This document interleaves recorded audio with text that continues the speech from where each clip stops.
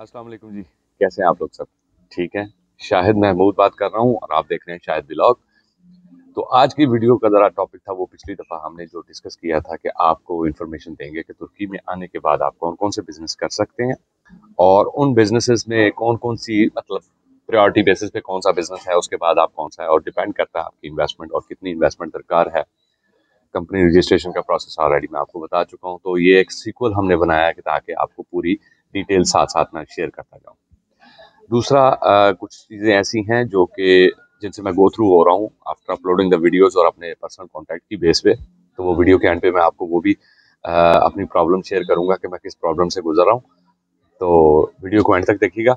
इंशाल्लाह आपको ये सारी इन्फॉर्मेशन जो मैं यहाँ पे शेयर कर रहा हूँ, वो इसलिए है कि आपको हर चीज़ प्रिसाइसली तरीके से मैंने बता दूँ, ताकि आपको किसी से भी बार-बार ये प्रोसीजरल जो है ना वो जो जितनी भी रिक्वायरमेंट्स हैं उनका पूछने की या पता करने की ज़रूरत किसी और पोर्टल से आपको ना पड़े।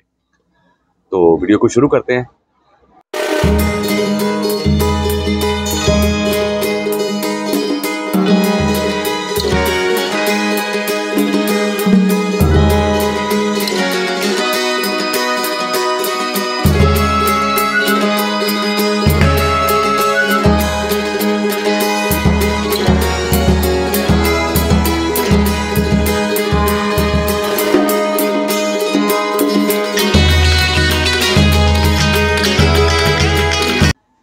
जी, तो बिज़नेस का जो है ना, मेरे जो मेरी स्टडीज़ हैं उसके मुताबिक मैं आपको एक्सप्लेन करता हूँ कि बिज़नेस कौन-सा करना चाहिए और स्पेशली तुर्की के हवाले से मैं अभी ये बात कर रहा हूँ कि यहाँ पे तुर्की में आपको बिज़नेस कौन-कौन सा करना चाहिए और किस-किस बिज़नेस में ज़्यादा प्रॉफ़िट के चांसेस हैं यहाँ पे।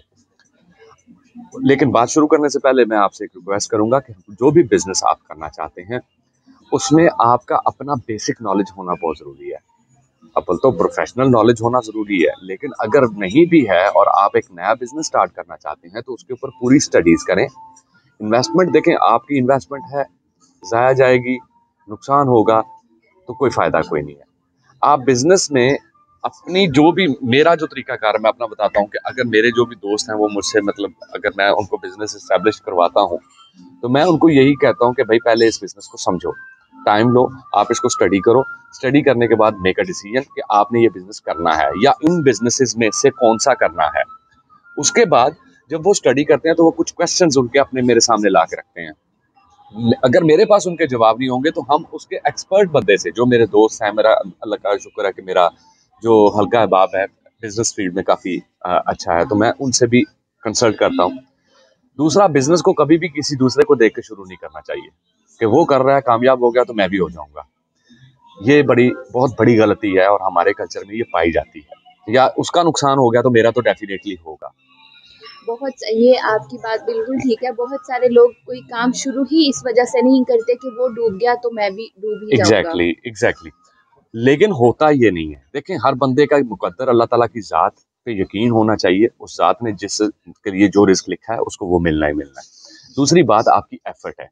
आपकी एफ़र्ट अगर मैं क्या पता उस बंदे ने उस बिज़नेस में करने के लिए क्या एफ़र्ट की और आप जो हैं वो जो आप सोच के बैठे हैं उसने वो की या नहीं की, मिसमैनेजमेंट हुई, किसी के ऊपर आप ऐसे बाज़ औक़ात ऐसे बंदे पे रिलाई कर लेते हैं जो आपको धोखा देता है और आपको नुकसान पहुँचाता है, तो उसके लिए बहुत सारे फैक्टर्स हैं। आप ये नहीं कह सकते कि ये बिज़नेस में अगर लॉस हुआ है, तो उसकी वजह क्या है? आप अपनी देखें कि मेरी कैपेबिलिटीज़ क्या-क्या हैं और मैं उन कैपेबिलिटीज़ की बेस पे ये बिज़नेस खुद सँभालना चाहूँ या करना चाहूँ, तो मैं क्या कर सकता हूँ? दूसरी बात, अब यहाँ पे आ जाइए जी कि तुर्की में जो बिज़नेसेस हैं स्पेशली फॉर फॉरेनर्स, वो कौन-कौन से हैं? तो जो मैं अब स्टेप बाय स्टेप आपको बताता जाऊँगा और फिर मैं आपको उनके बारे में जो-जो रिक्वायरमेंट्स होंगी, जो-जो नॉलेज होगा, वो मैं आपके साथ शेयर करूँगा। उसके बाद आप बेहतर इसके बारे में डिसीजन ले सकते हैं। तो पहला जो प्रायोरिटी बेसिस पे बिज़नेस है, वो टर्की में पूरी वर्ल्ड में रिकॉग्नाइज्ड है, वो है जी टर्की का टेक्सटाइल इंडस्ट्रीज़। टेक्सटाइल इंडस्ट्री में तुर्की ने काफ़ी हद तक अब वर्ल्ड में अपनी रिकॉग्निशन बना ली है। लोग तुर्की के कपड़े को मांगते हैं, उसको रिक्वायर करते हैं। ना कि सिर्फ एशियन कंट्रीज़ की मैं बात कर रहा हूँ। मैं थाईलैंड में भी था, तो थाईलैंड में भी बहुत अच्छा कपड़ा मतलब मैन्युफैक्चर होता है। मैंने उस इंडस्ट्री को देखा हुआ है। या मलेशिया में आप देख लें, तो बहुत ज़्यादा मतलब लोग, ये तो एशियन कंट्रीज़ की बात होगी। अगर आप यूरोपियन कंट्रीज़ की तरफ भी जाएँ, तो वो भी टर्किश कपड़े को मतलब प्रेफ़र करते हैं as compared to other countries. उसकी वजह यह है कि तुर्की ने अपना जो है ना उसमें, जैसे चाइना ने टेक्नोलॉजी के अंदर अपनी वो जो है ना वो एफिशिएंसी लाए हैं और उसके अंदर प्रोफेशनलिज्म लेकर आए हैं, इसी तरह तुर्की में भी ये तरीकाकार है कि तुर्की ने टेक्सटाइल की इंडस्ट्री में बहुत ज्यादा फ्लोरिश किया है, स्पेशली पिछले 5 साल में। अच्छा, अब आ जाएं जी कि ये टेक्सटाइल का बिजनेस करने का तरीकाकार क्या है, इसमें किस बिजनेस में आपको क्या जाना चाहिए, मतलब किस तरीके से आपने इन्वेस्टमेंट का क्या प्रोसीजर होगा, ये डिपेंड करता है अब आपकी रिक्वायरमेंट पे, आपके कैपिटल पे। मिसाल के तौर पे अगर आप यहाँ पे मैन्युफैक्चरिंग इंडस्ट्री लगाना चाह रहे हैं, फैक्ट्री लगाना चाह रहे हैं, तो फैक्ट्री के लिए डेफिनेटली आपको जो है ना वो कैपिटल उसका जो है वो एस्टिमेट, वो एक प्रोफेशनली जो भी उसके अकॉर्डिंगली होता है एस्टिमेट। अगर आप बिजनेस करना चाहेंगे तो वो मैं आपको पर्सनल जो है ना गाइडेंस भी दे दूंगा कि आप कौन सा बिजनेस करना चाहते हैं, लेकिन ये उसके लिए जरूरी है कि मुझे कम से कम ये कंफर्म हो कि आप वाकई ही बिजनेस करना चाह रहे हैं और बिजनेस के लिए आप रेडी हैं।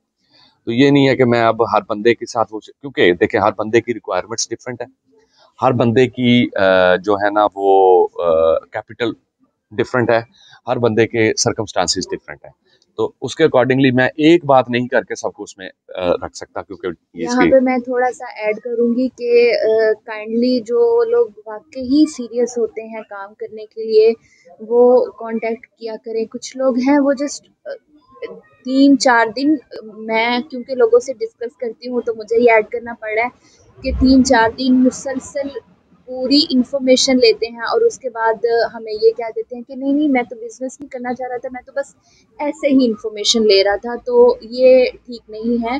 इन्फॉर्मेशन के लिए हम ऑलरेडी ये वीडियोस बना रहे हैं। एग्जैक्टली, देखिए इन्फॉर्मेशन के लिए ही तो ये वीडियोस बना रहे हैं और इसी बेसिस पे हम आपको जो सारी इन्फॉर्मेशन दे रहे हैं, और वही इन्फॉर्मेशन के लिए अगर आप पूरी वीडियो देख लें तो आपको पूरी इन्फॉर्मेशन जरूर मिल जाएगी, आई बिलीव। एग्जैक्टली। अच्छा जी, टेक्सटाइल इंडस्ट्री में 2 बिजनेसेस हैं जो कि टॉप पे हैं, एक तो मैन्युफैक्चरिंग है और दूसरी होलसेल है। होलसेल में भी अगर आप आ जाएं तो आप उसको एक्सपेंड कर सकते हैं, आप उसको लोकल सेल्स में भी ला सकते हैं, उसको इंटरनेशनल सेल्स में भी लेके जा सकते हैं। आपका जो कंपनी का जो स्ट्रक्चर है उसके अकॉर्डिंगली आपको बिल्डअप करना पड़ेगा, तो वो बिजनेस भी बहुत ज़्यादा यहाँ पे प्रॉफिटेबल है, उसमें बहुत ज़्यादा मतलब प्रॉफिट के चांसेस इतने हैं कि मेरा ख्याल है, मैंने टेक्सटाइल इंडस्ट्री में अभी तकरीबन 1.5 साल हो गया होगा मुझे, 1.5 से 2 साल मैंने अभी तक टेक्सटाइल इंडस्ट्री में काम किया है, तो जो मैंने प्रॉफिट देखा है वो और कहीं नहीं मिलता, मतलब मुझे नहीं नजर आया। दूसरा उसके सेकंड आ जाता है रियल एस्टेट का बिजनेस। 1 मिनट, मेरा यहाँ पे क्वेश्चन है। टेक्सटाइल का आपने काम तो बता दिया, हाँ, क्योंकि अभी अभी हम फिल वक्त बात कर रहे हैं टर्की से रिलेटेड, तो हमें वो शहर भी बताएं, क्योंकि मैंने पढ़ा है बहुत से लोग ये पूछते हैं कि अच्छा ये काम कर तो सकते हैं लेकिन उसके लिए हमें रिलेटेड शहर बताएं कि किस शहर में हम ये काम ज़्यादा अच्छे तरीके से गुड कर क्वेश्चन, सकते हैं। Good question. मैं जो टेक्सटाइल के लिए ना टॉप पे जो फर्स्ट सिटी है प्रायोरिटी बेसिस पे वो है इस्तांबुल। इस्तांबुल में बहुत ज़्यादा टेक्सटाइल फैक्ट्रीज भी हैं, आपको वहाँ पे होलसेल पे माल भी बहुत ज़्यादा मिलता है, बहुत सारी मतलब मार्केट्स हैं, और इस्तांबुल में मैं इंशाल्लाह कोशिश करूँगा अभी 2-4 दिनों में मैंने निकलना है यहाँ से, तो हो सकता है कि मैं आपको उस मार्केट का विजिट भी करवा सकूँ अगर मुझे टाइम मिला, तो मैं वादा नहीं करता। तो बहुत सारी वहाँ पे, इस्तांबुल के बाद आ जाता है अंकारा, अंकारा के बाद आ जाता है इजमीर। यहाँ पे मुख्तलिफ सिटीज़ में फैक्ट्रीज हैं, यहाँ से आपको माल जो है ना वो आसानी से मिल सकता है। लेकिन अगर आपने आउटलेट बनानी है, अपनी प्रोफेशनलाइज उसको तरीके से लेके चलना है, तो आपको तुर्की में वो स्पॉट जो है वो सिलेक्ट करना पड़ेगा जहाँ पे टूरिस्ट ज्यादा आता है, क्योंकि लोकल लोग तो आपके ऑलरेडी यहाँ से उनको मतलब उस रेट पे मिल रहा है कि वो उनको जरूरत नहीं है। आपने बिजनेस करना है, हमने प्रॉफिट के लिए, तो इंटरनेशनल यहाँ पे टूरिस्ट ज्यादा आता है, उस एरिया में आप फोकस करें, अपना आउटलेट बनाएं, तो प्रॉफिट रेशो अबाउट 200% मैं गारंटी करता हूँ कि हो रही है। That's very great. या तो इसके बाद आ जाता है रियल एस्टेट का बिजनेस। रियल एस्टेट में भी 2 किस्म के बिजनेस हैं जिनको मैंने स्टडी किया है, और बहुत सारे हो सकते हैं, लेकिन मैं इन 2 की बात करूंगा। पहला है कंस्ट्रक्शन, कि आप अपनी प्रॉपर्टी परचेज करें, प्रॉपर्टी परचेज करने के बाद उसको, जैसे प्रॉपर्टी डीलिंग का काम होता है कि आप प्रॉपर्टी लेते हैं और उसके बाद कुछ अर्से के बाद आपको उसमें प्रॉफिट मिलता है और आप उसको सेल कर देते हैं, तो ये मतलब, और या आप प्रॉपर्टी के लिए, प्रॉपर्टी डीलिंग के लिए अपना ऑफिस है आपका और लोगों को आप सर्विसेज प्रोवाइड करें इंटरनेशनल कस्टमर्स को, कि लोकल कस्टमर से आपने प्रॉपर्टी ली या कोई भी आपके पास सेल करता है, सेल करने के लिए आता है और अपना कमीशन बेस पे काम करते हैं, तो उसके लिए भी एक प्रॉपर सेटअप। दूसरा है आपका मतलब जो रेंटल प्रॉपर्टीज का काम यहाँ पे, रेंटल प्रॉपर्टीज का काम इस तरीके से है कि लोग यहाँ पे, जो मैंने मेरे दोस्त जो करते रहे हैं और उनमें से काफी मतलब अच्छा मैंने उनमें आउटपुट उनसे नजर आया, मुझे देखा जो, वो ये था कि वो प्रॉपर्टी हायर करते हैं, कोई भी रेंटल प्रॉपर्टी हायर की, उसको रेनोवेट किया, रेनोवेट करने के बाद उसके अंदर मतलब जो उसको लग्जरी लेवल पे आपने लेके गए, मतलब जिस लेवल पे भी आपने रेनोवेट उसको करना है, उसके ऊपर फिर ये है कि अगर आपने खाली प्रॉपर्टी एक जस्ट एक मतलब ले लिया, फ्लैट ले लिया और वो रेनोवेटेड नहीं है, उसकी मतलब हालत पूरी है, तो उसका डेफिनेटली उसका जो रेंट है वो भी आपको बड़ा नॉमिनल सा पड़ेगा। लेकिन जब आप उसको रेनोवेट कर देते हैं, रेनोवेट करने के बाद 1 साल के कॉन्ट्रैक्ट पे या पर डे के कॉन्ट्रैक्ट पे भी लोग देते हैं, विजिटर्स आते हैं, वो कहते हैं जी हमें 1 वीक के लिए विला चाहिए या 1 वीक के लिए मुझे अपना जो है ना वो फ्लैट वगैरह चाहिए, तो उसमें आपको रेंट्स के मद में काफी ज्यादा पैसा उसमें से बच जाता है। तो ये भी है प्रॉपर्टी बाइंग एंड सेलिंग और रेंटल प्रॉपर्टीज का बिजनेस। इसमें अब डिफरेंट एरियाज में डिफरेंट रेट्स हैं और उसके हिसाब से डिफरेंट उसकी रिक्वायरमेंट्स हैं। ये आप मतलब अगर जब आप करना चाहते हैं तो जब सबसे पहले तो इस्तांबुल में सबसे ज्यादा है, क्योंकि वहाँ पे लोगों पूरी दुनिया से लोग ज्यादातर आते हैं। फिर अंकरा है, अंतालिया है, उसके बाद बुरसा है, फिर उसके बाद आप कोनिया चले जाएं तो वहाँ भी है, और उसके बाद जो मैंने जो देखा ये फैती है जिस एरिया में मैं हम रह रहे हैं, यहाँ पे सारी रेंटल प्रॉपर्टीज हैं और लोग अपनी प्रॉपर्टीज परचेज करके आगे रेंट आउट करते हैं। तीसरी बात आ जाती है जी, तीसरा बिजनेस जो टॉप पे है वो है आपका जो है वो उसको कह लें आप इंफॉर्मेशन टेक्नोलॉजी के हिसाब से, कि वो आप बिजनेस सेटअप में अपनी सर्विसेज क्या क्या प्रोवाइड करते हैं, इंटरनेशनल सर्विसेज। यहाँ पे जो टर्की के जो मैंने देखा है मार्केट में, इतना ज्यादा आईटी का नाव हाउ इतना ज्यादा मैंने नहीं देखा इन लोगों में, और अगर है भी तो वो अपनी लैंग्वेज में जानते हैं, इंटरनेशनल लेवल पे वो नहीं कर सकते। और ये आईटी का फील्ड मेरा है, मैं ऑलरेडी इसमें इसी वजह से काम भी कर रहा हूँ, और काफी हद तक है कि इसमें आपको प्रॉफिटेबिलिटी निकलती है अगर आप आईटी फील्ड से रिलेटेड हैं, अपना सॉफ्टवेयर हाउस डेवलप करते हैं, आप सीआरएम बना लेते हैं या अपना वो मतलब कोई ऐसा ईआरपी सिस्टम आप लॉन्च करते हैं जो कि यहाँ पे आपको इंटरनेशनली कनेक्ट करवा सकता है, तो वो बड़ा बेनिफिशियल है इसके लिए। तीसरा आ जाता है जी टूरिज्म, सॉरी चौथा है टूरिज्म। टूरिज्म बेस पे लोगों को सर्विसेज प्रोवाइड करने के लिए बहुत ज्यादा इसमें ऑटो जो है ना आपको प्रॉफिट मिलता है। वो ये है कि जितनी टूरिज्म एरियाज हैं, टूरिस्ट एरियाज जितने भी हैं, वहां पे आप उनको सर्विसेज प्रोवाइड करते हैं, वहां से hotel booking sorry flight booking से लेके पिक एंड ड्रॉप उसमें इंक्लूडेड है, साइट विजिटिंग है, और उसके बाद होटल बुकिंग है। ये सारा आप कॉन्ट्रैक्ट करके एक पैकेज यहाँ पे लोग अगर देते हैं तो उसमें बड़ा अच्छा खासा आपको प्रॉफिट मार्जिन मिल जाता है। और यहाँ पे इंटरनेशनल कस्टमर के साथ जो है ना रेट्स हैं वो या डॉलर्स में या पाउंड में है। उसके अलावा यहाँ पे लोकल टर्किश लिरा में लोग काम नहीं करते मोस्टली, तो उसमें बहुत ज़्यादा आपको बेनिफिट मिल जाता है। लेकिन उसके लिए डेफिनेटली आपको अपनी जितनी आप अपनी इन्वेस्टमेंट खुद करेंगे उतना प्रॉफिटेबिलिटी आपके मेरे पास ख्याल आएगी। में ये इन्वेस्टमेंट के हिसाब से सबसे कम इन्वेस्टमेंट वाला काम नहीं, है। नहीं, इसमें भी इन्वेस्टमेंट अच्छी भली चाहिए। उसकी वजह ये है कि आपने अगर अपनी सर्विसेज प्रोवाइड करनी है तो पिक एंड ड्रॉप के लिए जो गाड़ियां आपने अरेंज करनी है, अगर आप रेंट आउट कर रहे हैं तो डेफिनेटली आपको प्रॉफिट मार्जिन उसमें बहुत कम मिलेगा। और अगर आपकी वो व्हीकल्स आपकी अपनी हैं और आप ट्रांसपोर्टेशन अपनी दे रहे हैं जाती, तो डेफिनेटली आपको पता है कि उसमें प्रॉफिटेबिलिटी ज्यादा इस काम के लिए भी हमें ऑफिस की जरूरत है। होती है डेफिनेटली या आप घर से भी कर सकते हैं? नहीं, ऑफिस की इसलिए जरूरत होती है कि आपको डेफिनेटली अपनी टीम मैनेज करनी होती है। कुछ लोग ऐसे होते हाँ, हैं जो एक पर्सन तो नहीं एग्जैक्टली सपोर्ट ये कर एक बंदे सकता। का तो काम नहीं है ना। जी। फिर सेकेंडली आपको यहाँ पे आने के बाद टूरिस्ट आपकी सर्विसेज हायर करना चाहें, अगर मिसाल के तौर पे उन्होंने गाड़ियां रेंट पे लेनी है आपसे, कहीं जाने के लिए आपको बुकिंग देनी है, तो आप कहाँ पे होंगे, वो कहाँ मिलेंगे आपको? तो ऑफिस तो डेफिनेटली उसके लिए मस्ट है। क्योंकि यहाँ पे मैंने ये भी देखा है, आपकी बात बिल्कुल सही है कि यहाँ पे 50% लोग जो है ना वो कैब बुक करवाते हैं, टैक्सी वगैरह लेते हैं, लेकिन 50% लोग ऐसे हैं जो अपनी कार रेंट आउट करना चाहते हैं हाँ, कि वो हाँ, खुद ट्रैवल कर सकें। एग्जैक्टली तो यहाँ पे वो सेल्फ पे भी जा सकते हैं, सारा कुछ होता है उसमें। अब ये है कि ये जो 3-4 बिजनेस थे, और उसके बाद आ जाएं अभी जो मेरे जो बेस्ट एरिया है ना अब उसमें के बिजनेस करने के लिए, वो मैं ऑलरेडी आपको बता चुका हूँ, इस्तांबुल है, इजमीर, अंतालिया, अंकारा है। तो ये बिजनेस पॉइंट्स हैं, बिजनेस हब्स हैं। उसके बाद आ जाए जी कंस्ट्रक्शन का बिजनेस। कंस्ट्रक्शन का बिजनेस है तो बहुत प्रॉफिटेबल, पूरी दुनिया में आप कहीं भी चले जाएं। तो बड़ी एग्जांपल आपके पास मलिक रियाज साहब हैं पाकिस्तान में, मैं ज़्यादा बहस नहीं इस पे करता कि वो भी कंस्ट्रक्शन के बिजनेस में भी प्रॉफिटेबिलिटी बहुत ज़्यादा, लेकिन उसके लिए एक मेन हर्डल है, वो ये है कि आपको टर्किश लैंग्वेज अच्छे तरीके से आनी चाहिए।